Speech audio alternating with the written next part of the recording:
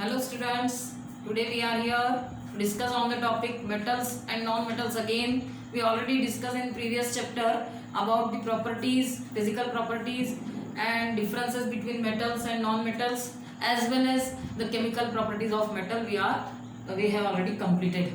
Now we are on the topic the chemical properties of metal. Today we will discuss about chemical property of non-metal and uses of metals and non-metals. Okay, so सबसे पहले देख लेते हैं chemical properties of non-metals, क्योंकि physical properties के बारे में हम बात कर चुके हैं. जो physical properties metal की होती हैं उसके just opposite non-metals अपनी properties show करते हैं. तो chemical properties of non-metals, non-metals कहाँ किस से किस तरह रिएक्ट करते हैं वो बात करना है. जितनी ज़्यादा रिएक्शंस मेटल्स देते हैं उतना ज़्यादा रिएक्टिविटी नॉन मेटल्स शो नहीं करते हैं. Non metals do not react with air on a room temperature except only phosphorus. Phosphorus एक ऐसा नॉन मेटल है, फॉस्फोरस जो क्या होता है, phosphorus is a non metal which burns easily, और white phosphorus is a non metal which burns easily in air.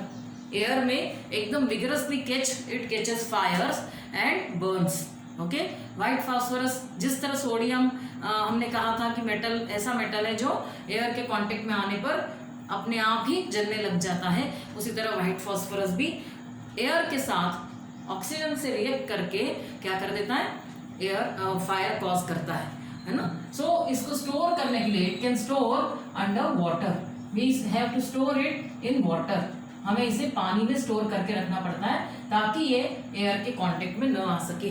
ठीक है, उसी तरह अगर हम बात करें हाइड्रोजन गैस की, तो वैसे देखा जाए तो रूम टेम्परेचर पर डायरेक्टली ये इस तरह की गैसेस नॉन मेटल्स रिएक्ट नहीं करते हैं. लेकिन अगर हम हाइड्रोजन को इग्नाइट करें in the presence of oxygen, जब हाइड्रोजन गैस को जलाया जाए, जैसे कोई एक्सपेरिमेंट किया जा रहा है और उसके थ्रू जब हाइड्रोजन गैस इवेपोरेट हो रही है, इनमें से बबल्स के फॉर्म में हाइड्रोजन की बबल्स निकल रहे हैं, then by bringing a burning mastic over the mouth of test tube, the mastic burns with pop sound. ये कैसे जलने लग जाती है, जैसे ही हाइड्रोजन गैस के कांटेक्ट में आती है ये माचिस की तीली पॉप साउंड क्रिएट करती है, पट पट पट पट की आवाज के साथ जलने लग जाती है. इससे हम आइडेंटिफाई कर सकते हैं कि जो रिएक्शन हुई है अंदर मिक्सचर में और उसके थ्रू जो गैस इवॉल्व हुई है वो कोई और नहीं, सिर्फ हाइड्रोजन ही है. Hydrogen reacts with oxygen and burns with pop sound. H2 plus O2 gives rise to H2O. Okay? Heat करने पर क्या हो जाता है, H2O बना देता है और उसी तरह पॉप साउंड भी क्रिएट करता है ऑन हीटिंग. ठीक है, so hydrogen burns when the burning mastics bring towards the mouth of any container. Whenever hydrogen is evolved or gas is evolved from here, then it burns with pop sound. Clear?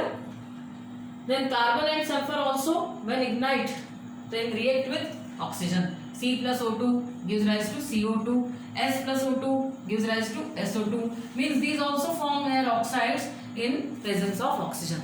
So non-metals are very less reactive as compared to the metals. We have already studied about the metals. They only form the oxides. Carbon when react with oxygen form carbon dioxide. Sulfur when react with oxygen form sulfur dioxide. Means when burns, okay, जब इसको जलाया जाए तब ये क्या बना देते हैं, कार्बन डाइऑक्साइड और सल्फर डाइऑक्साइड जैसे गैसेस बना देते हैं. ठीक है, so non metals are less reactive as compare to the metals. ठीक है, sometimes action of water is also there on non metals. like Cl2 gas पर अगर वाटर वेपर डाली जाए, Cl2 plus water, it forms HCl plus O2. Oxygen gas evolve होने लगेगी, HCl बना देगा और ऑक्सीजन इवॉल्व होने लगेगी. मीन्स ओनली सम गैसेस और some non metals only show action with water. Okay, now we are on the topic uses of metals. uses of metals. अब metals कहाँ यूज हो रही है, सबसे पहले अगर हम बात करें कि अलग अलग उनकी जो प्रॉपर्टीज थी उसके अकॉर्डिंग अगर देखें कि हमने कहा कि लस्ट्रस थी, metals are lustrous, shiny in appearance, बहुत सुंदर दिखती है, चमकती है। तो उसके थ्रू अगर हम बात करें कि उनकी फिजिकल प्रॉपर्टी को देखते हुए वो कहाँ कहाँ यूज होती है, तो लस्ट्रस होने की वजह से ज्वेलरी बनाने में ज़्यादातर मेटल्स का यूज है। गोल्ड एंड सिल्वर जैसी मेटल्स बहुत ही अच्छी ज्वेलरी फॉर्म कर सकती है, ठीक है, लाइक दिस। देन अगर हमने कहा कि वो सोनोरस होती है, टन टन की आवाज करती है, then they are the metals are use for making the bells in the temple और चर्च और एनी अदर प्लेसेस, है ना, बेल्स बजाने के लिए स्कूल में भी बेल होती है। Then in that case also the metals when create a ringing sound, then they are used to make the bells. Okay, we are saying that metals are ductile. हमने कहा कि मेटल्स डक्टाइल होती है, we can stretch them into thin wires, हम उनको thin wires में draw कर सकते हैं, उनसे पतले पतले वायर बना सकते हैं। तो मेटल वायर बनाने में काम आ रहा है, तो वो पतला वायर हमें बहुत सी चीज़ों में काम आ सकता है, as a good conductor of electricity also, है ना। ये वाली भी फिजिकल प्रॉपर्टी पढ़ी हमने कि metals are good conductor of electricity. तो वायर जो है हमने उसको पहले थिन वायर्स में भी कन्वर्ट कर लिया, और दूसरी प्रॉपर्टी उसकी गुड कंडक्टर ऑफ इलेक्ट्रिसिटी थी, तो इलेक्ट्रिक कंडक्टर के फॉर्म में उसको यूज करते हैं to transfer the electricity from one place to another. Okay, then we are saying that metals are malleable, बहुत अच्छे से हम उनको पीट कर और पतली शीट्स में कन्वर्ट कर सकते हैं। तो मेलिएबल है मतलब उसकी शीट बनाकर अलग अलग तरह से हम उसको यूज कर सकते हैं, एज द रूफ टॉप्स पर जैसे कि आयरन शीट्स लगाई जाती हैं, या कवरिंग किया जाता है एक मेटल का दूसरी मेटल के ऊपर। इसी तरह इतना ज़्यादा पतला शीट फॉर्म कर देता है कि एक बोलते हैं ना सोने का पानी चढ़ा है, चांदी की चीज़ है उसमें सोने का पानी चढ़ा है, पानी चढ़ा है मीन्स लेयर जमा दी है, ठीक है। एक सोने जो दूसरी मेटल की ऑब्जेक्ट थी उसके ऊपर हमने अगर गोल्डन लेयर फॉर्म कर दी, मतलब वो इतनी पतली थिन लेयर, गोल्ड जो है सबसे ज़्यादा मेलिएबल है, most malleable metal is gold. Okay, इसलिए उसका बहुत से तरह से यूज में कर सकते हैं, ठीक है। जैसे कि मैग्नीशियम जो कि बहुत अच्छे से जल जाता है, बहुत जल्दी जलता है, और वाइट फ्लेम के साथ जलता है, डेजलिंग फ्लेम देता है, वाइट पाउडर उसमें फॉर्म होता है, तो डेजलिंग फ्लेम निकलती है उस मैग्नीशियम में से। इसलिए ज़्यादातर कहाँ यूज़ हो रहा है, फायर वर्क्स में, क्रैकर्स बनाने में, पटाखे आपके जो होते हैं आप दिवाली पर यूज़ करते हैं, उनको बनाने में क्या यूज़ हो रहा है, मैग्नीशियम।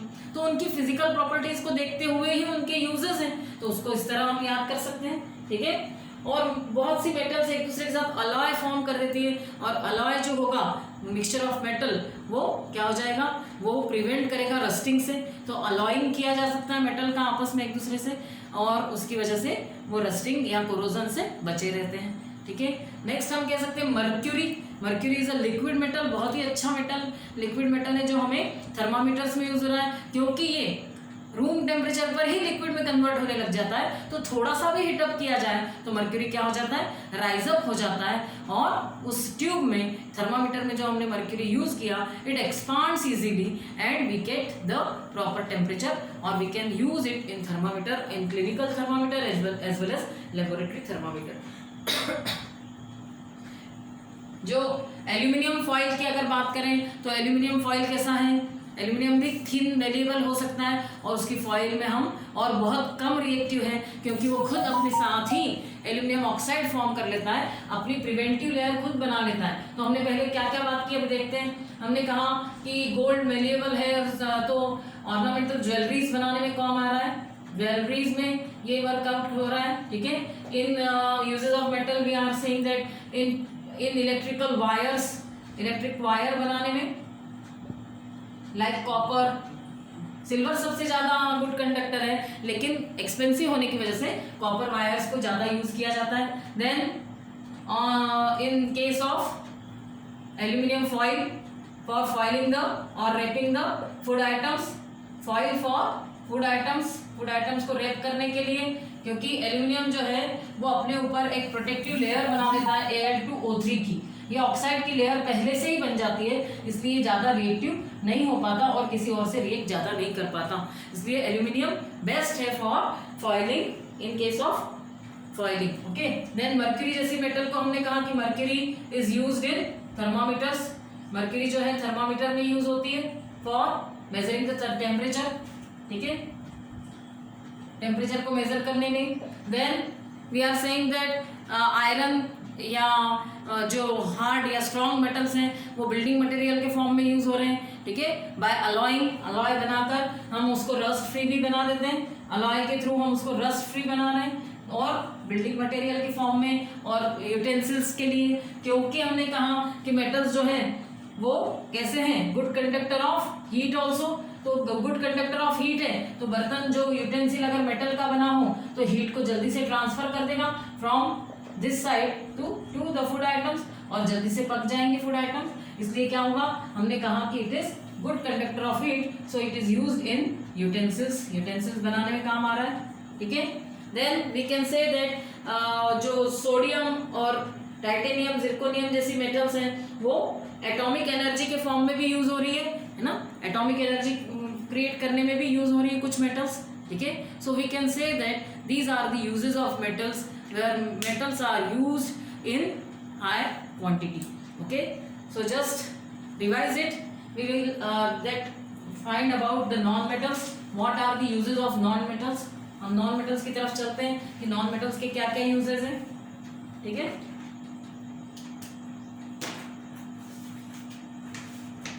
नॉन मेटल्स मतलब कौन कौन आ गए, पहले तो वही देख लें। Non metals uses of non metals. सबसे पहले अगर हम बात करें ऑक्सीजन की, तो ऑक्सीजन कैसा नॉन मेटल है जो कि बहुत ही यूजफुल गैस है हमारे लिए इन ब्रीदिंग, लिविंग बींग्स के लिए बहुत जरूरी है ना। Living beings take oxygen is a gas which is useful for living beings, ठीक है। Living beings take oxygen to breathe it, okay. Then और oxygen helps in burning, burning में यूज हो रहा है, ठीक है। हेल्प्स इन बर्निंग, हेल्प करता है, ऑक्सीजन के बिना जलना पॉसिबल नहीं है, ठीक है। और सारी कंबशन प्रोसेस ऑक्सीजन के प्रेजेंस में होती है। सेकंड अगर हम कहें सल्फर की बात कर लें अगर, तो सल्फर कैसा है, sulphur is a non metal which is used in many medicines, medicines में यूज होता है, ठीक है। as well as in case of vulcanization of rubber, rubber के वल्कनाइजेशन मतलब रबर बनाने में यूज होता है, as well as sugar factories में यूज होता है, ठीक है।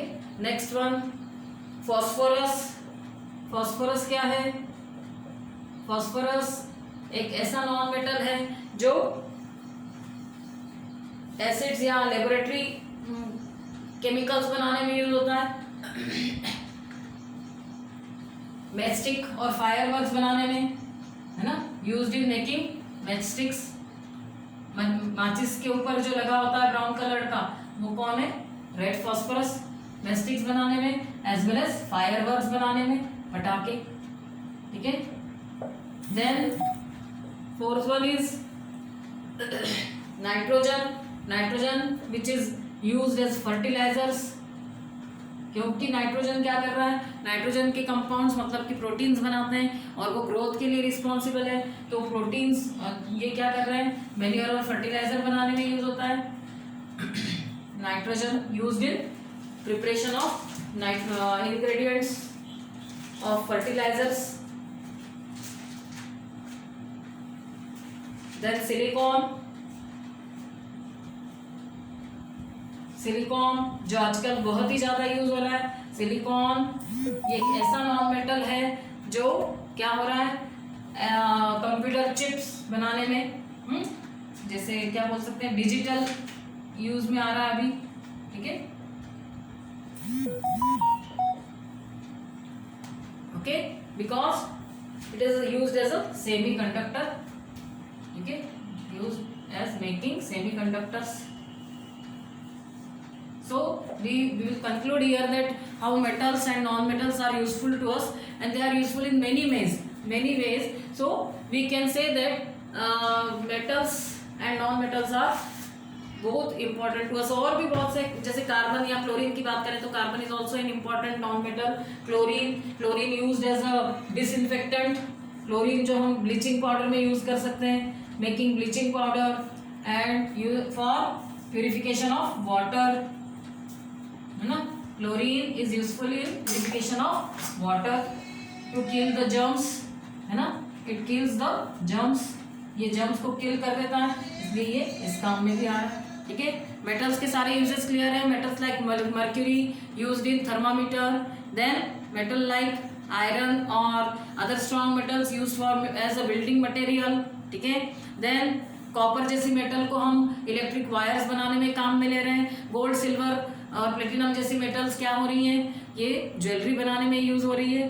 ठीक है, so we can have observed that metals and non-metals both are very important for us, and we are concluding here, and our chapter is also finished here about the metals and non-metals. Okay, thank you, have a nice day.